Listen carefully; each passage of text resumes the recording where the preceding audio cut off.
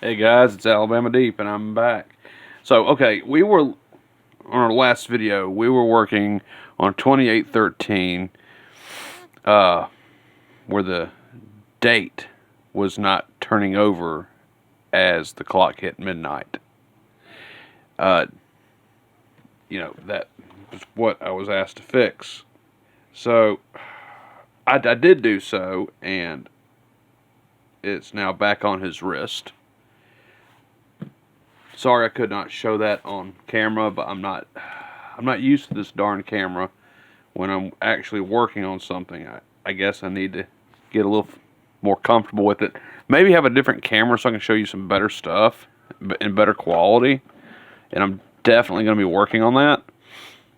But in the meantime, I want to go over a few movements with you. This is the 3135 Rolex movement. But more so importantly, right now, I want to retouch on the 2813 movement. And this may be something hard for some of you to understand because you're not into watchmaking with as much experience as I have per se. Okay? But as we've seen some movements that have been taken apart, like this actual Rolex movement I have here. Okay? This is very, very easy to work on compared to a 2813. And to explain better for you is that when you have a nice quality movement, you have the proper bridges, okay? So with the more luxurious watches, such as Rolex, each one of these pieces is a bridge, okay? And with the bridge, the wheels go into the center of the jewels on here, of which you lubricate and put together and so forth, and the watch can actually turn the wheels with as little friction as possible with the oil. Okay, but the point is that these movements like this right here, you have your bridges. Okay, what you don't have on the 2813 cheap Chinese movements is you have one bridge. And I can only compare that to a Timex. Okay, if anyone has worked on a Timex watch, then you understand it has one plate for everything. And everything has to be lined up exactly in order for it to fit and function. Okay, and it can be very difficult with the Timex. To give you the best advice on a Timex watch that you have that you want to repair is I can simply say, take off the back, remove the stem, and then you can simply blow air into it slowly, or you can actually add some oil to the stem, the keyless works,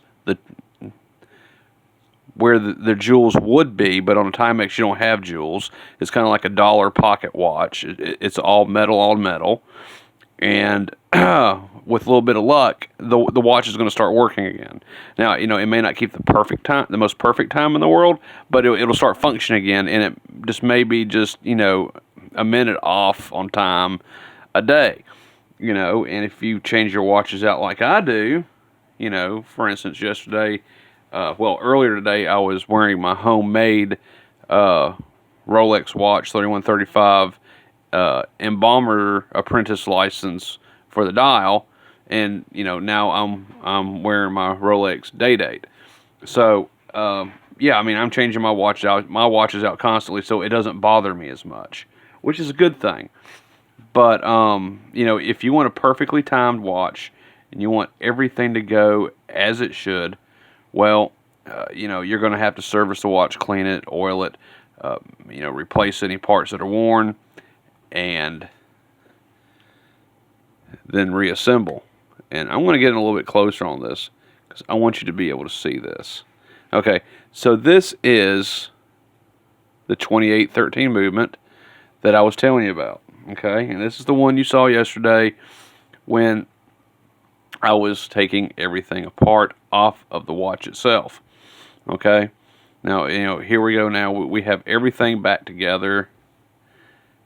Everything is working, but yet again we have the issue with the fact that I have learned on the 2813, these little cheap Chinese movements, if it breaks, it's probably just best to get rid of the whole damn movement and just put another one. I mean, my God, it's literally like maybe $10 or less to get this movement.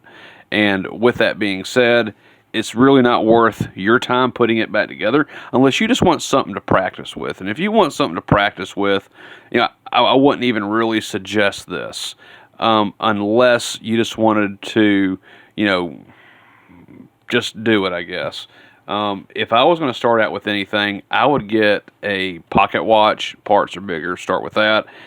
If you wanted something a little bit better, then get an old Rolex movement like I have over here. I got, hundreds of them. And, you can practice with those because those are good quality movements, and you can see how better made watches movements are made. Okay? But just for the hell's sake, I want to show you what I'm talking about with this 2813. Now, unlike, let's get out the Rolex movement, and we'll go over that. And I'm going to show you the difference between a higher quality versus a cheap $10 movement. Okay. Okay, so here we have them. They are side by side. And I do want you to understand the difference in these. And we're going to go over that now. So when you're looking at these movements, you see the rotor. Of course, this one just spins around like this. This one also spins around as well. It has its own rotor, but it's different. Okay, and by different, I mean this rotor, of course, comes off, but you have the entire automatic winding system that will come off in one piece of this watch, versus as when you take off the rotor here, there is no one piece. It literally joins to the main plate that contains all of the train wheels, the escape wheel. It holds everything together, and that's to me that's just bullshit. It's just a cheaply made movement. And, to me, yes, this is better than what Timex has to a large degree. But then again, Timex is also known for taking a licking and keep on ticking. I have a 1976 Marlin, was not running. I threw some oil onto the stem, moved it in and out from the keyless works, lubed all the friction points of it, and damn thing is working just fine now. So, Timexes are good, but this right here is a lot easier to do than a Timex.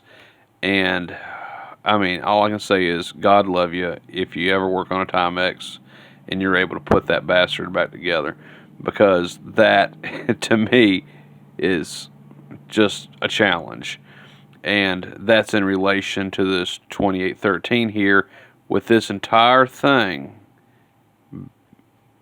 being a plate that holds the train wheels, escape wheel, all of that together. The automatic winding wheels, it holds that together. Unlike on this particular 3135 movement, you have the reversing wheels actually a part of this automatic winding rotor bridge piece right here, you can, attach it as it's two separate pieces, whereas this one is just one plate joined to the rest of the watch. So it's just a complete and total pain in the butt. So let's see what else. Yeah, there we go. Let me get this turned around just a little bit more so I can show you just a hair bit more of what I'm talking about.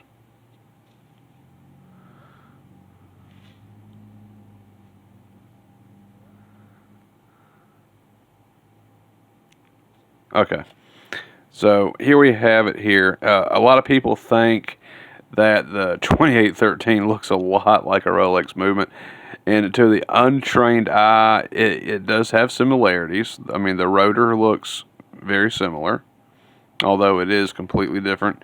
It is very similar. Of course, we see the reversing wheels here. You have what appears to be a automatic winding wheel here.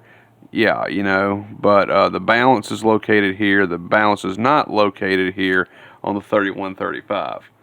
And then, of course, you have the other major differences in between that, where you have the individual other pieces that come off separately that makes it easier to work on than this cheap Chinese piece of shit right here. And that's basically my comparison for what I'm discussing tonight. There are many more comparisons, but we really won't go into that simply because the bottom line is the 2813 is a very cheap piece of shit movement. And I mean, it can last a little while. It may last 15 years. Who knows? I've had some movement that have lasted 25 years. I didn't wear them a whole lot, but nonetheless, they did survive 25 years.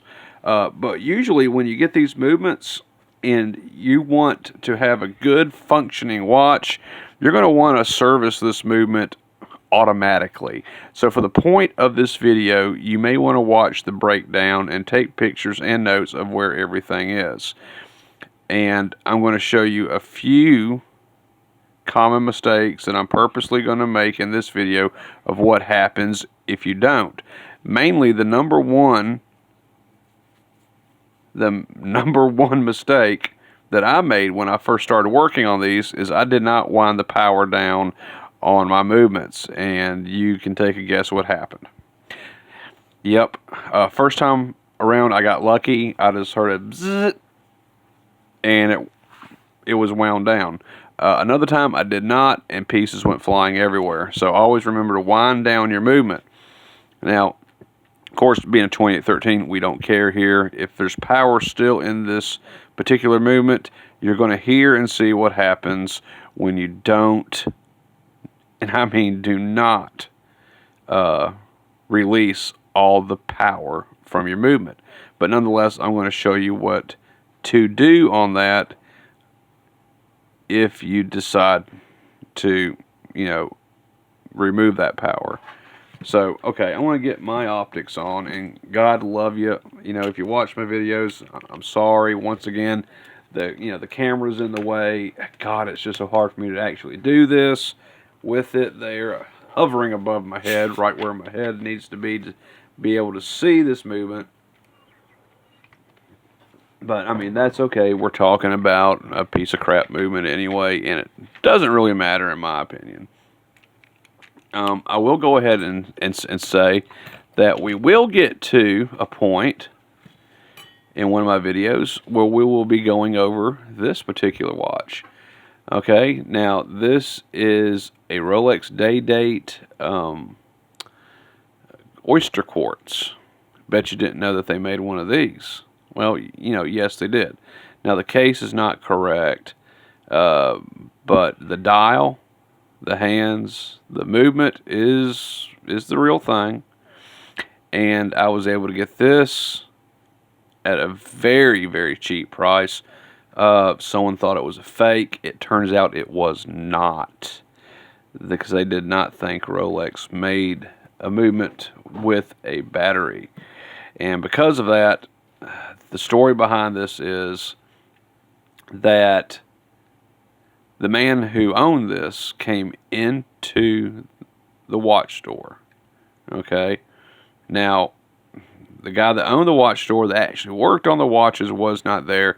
He just had one of his friends that was kind of into watches and learning talk to him about it. And this guy wanted his watch authenticated. Well, his friend only knew about Rolex's 3130, 3135, 3235, etc. And when he saw the quartz motion on it, he just automatically said it was a fake, that Rolex never made a quartz movement, which is not true. We know that they did. And so this guy literally threw it in the trash can and walked out of the store. Well, you know, this guy didn't think too much about it and left for the day. The owner came back in, was emptying out the trash, saw this movement in there. The watch in there. He opened it up, looked at the movement. Lord behold, it's the real deal. And so that's kind of how I came into this. It was on auction. No one was bidding on it. They were afraid it was going to be a fake. I take the chances on fakes. I bought the thing. It turns out when I cracked the case on it and I looked inside, it was the real deal. Now, I want you to understand that the story I told you happened a long, long time ago. Long story short, for some odd reason, unknowns to me, the case was removed, the movement dial hands in one piece was set into a different container, and just, I guess, over a period of time, the case and band became lost, so they just auctioned off the dial hands and movement. So I was able to get that dial hands and movement. I got it for $89 plus shipping, and I'll go ahead and boast and brag on my newest buy that I'll be having on my channel soon, and that is my Tudor that I won off of eBay for $140, and it is the real deal. It's from the 1940s. We will be servicing that movement, yes, and I need to figure out how we're going to do that and what angle we need to do that, so you can start seeing some better content from my channel and watch me assemble, disassemble, clean, the whole 9 yards. But for right now, I'm sorry, this is kind of the route that we're having to go. Alright, so I'm going to go ahead and I'm going to move my presses out of the way, because I got to be able to get up in here some. Okay, so I'm going to come around this way, and first thing we do on the 2813 is that we have to indeed remove the rotor wheel itself. So I'm going to try to do so. It should come off, I say relatively easy, but I do make things pretty tight. So we're going to attempt to do that.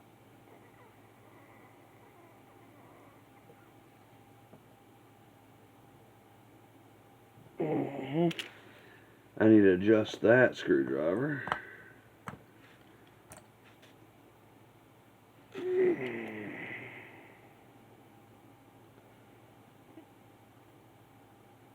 Alright, so there we go.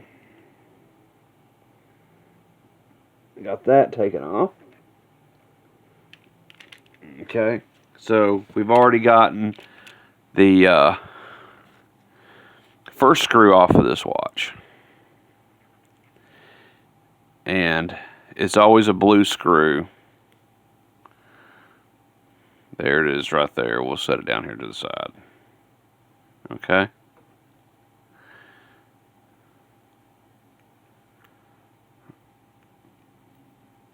Okay. Now at this point, the rotor should come up on its own. There we go.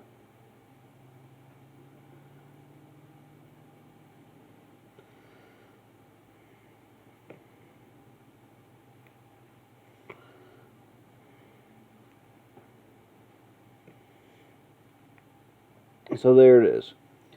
And this is the point where I want to show you the plate on it. If I can zoom in just a little bit more. There's the main plate. Oh man, this is just horrible, horrible. You're going to notice there's 1, 2, 3, 4 screws, I believe. I think it's 4, it's 3. We'll get in here and count them in a second. Maybe you can see it. I can't see it because I'm at a distance.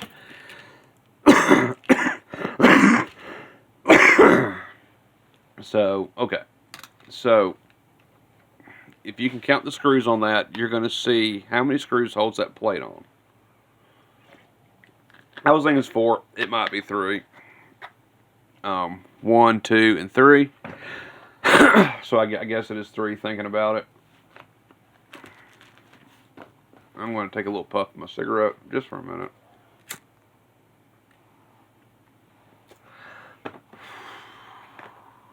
So, yeah, when I get through puffing out my cancer stick, we're going to be taking this plate off. I guess you can say bridge, but okay, I'm going to say plate. Because to me, that's exactly what it is. It's just a damn plate. It's not a bridge or anything else. It's a damn plate. Okay, so I'm coming in here. And, yeah, I know, finger cots. Yeah, I do wear finger cots, but not unless it's, you know, a fine movement. Otherwise, I'll just do this. But, okay. So I'm looking at it. There's 1 screw. There's 2 screws, and there's a 3rd screw right there. So when I start taking this off, you're going to understand exactly why you release the power on your movements.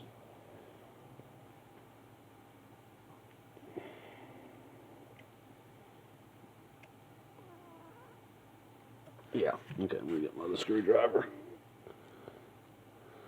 And of course all the light's gone.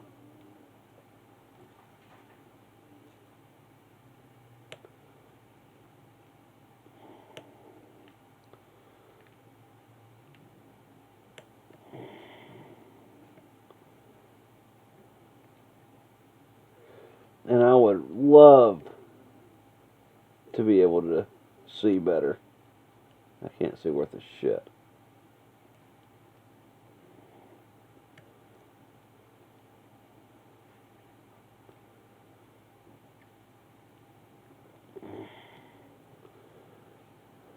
I can see better on another one of these screws.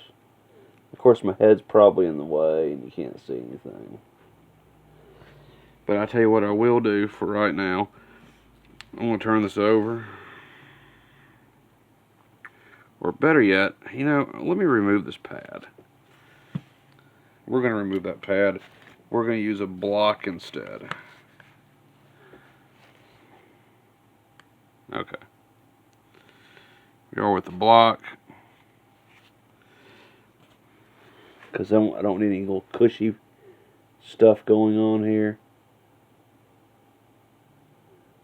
And there's 1, 2, 3. Okay. Let's see.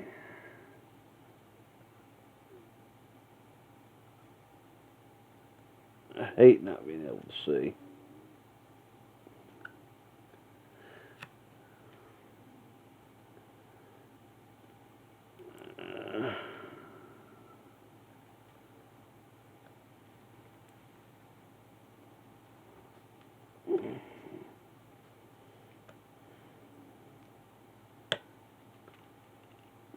You know, once again, I may have to do this off screen.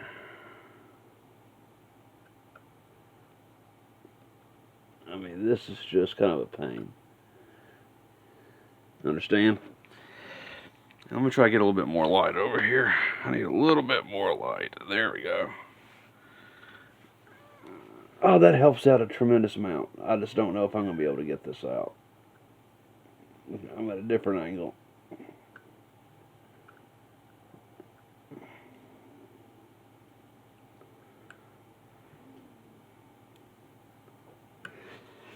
Yeah. See, I don't like this. See, I don't see how wristwatch revival can get up in here. and do it like that. I mean, he must have a different setup than I do. Of course, any setup's better than what I got right now. I mean, honestly and sincerely, it is. Okay, so let me borrow this. I'm sorry, guys. Let me see if I can loosen up these screws first, and then I'll bring it back over. There's one screw.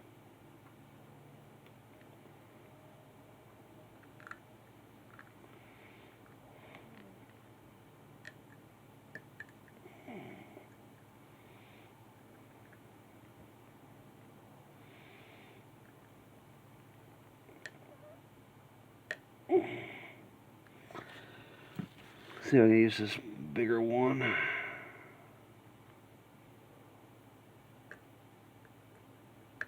Got one loose already.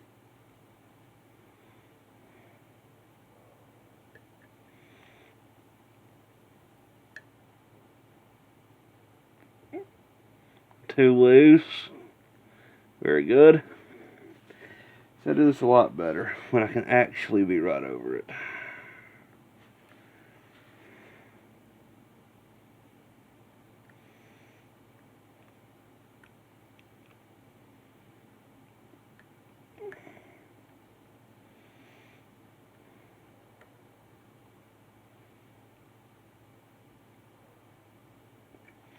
Okay, I got all of them loose. There you go, it's a miracle. Alright, so let's go in here and let's continue what I was doing.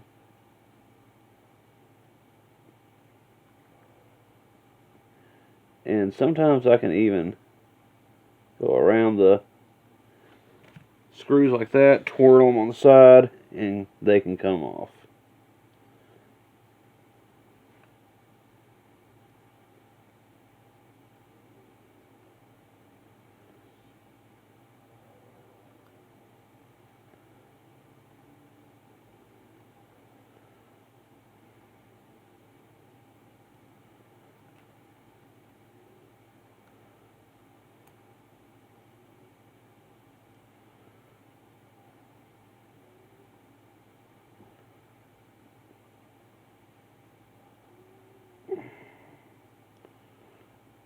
I'm twirling it around. I have noticed that on these, if you see that, that's magnetized. That's not a good thing. But at the same time, it can help. It's not good for your watch. Your watch is not supposed to be magnetized, or your tools. But for some reason, this particular movement is. So I'm not even going to stick my screwdriver in there to turn it. I'm just going to kind of go around the base like this. And then, Lord and behold, it's a miracle. Just got another piece off. Okay.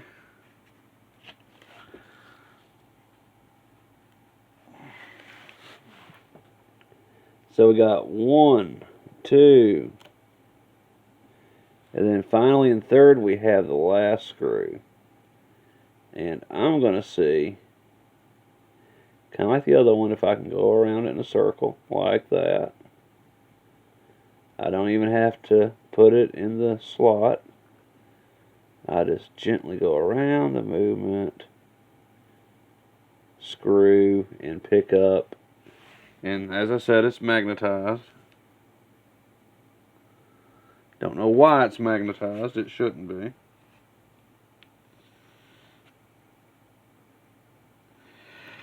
So, okay. Now we have the screws taken out for this plate. So, what do you think is going to happen when we lift up on this plate? Well, if it's got power and the mainspring, we're going to hear a zip and some parts move. If it's no power, then we're not going to hear really much of anything, and you're going to see why this watch is so horrible to work on. And I honestly can't remember which it is.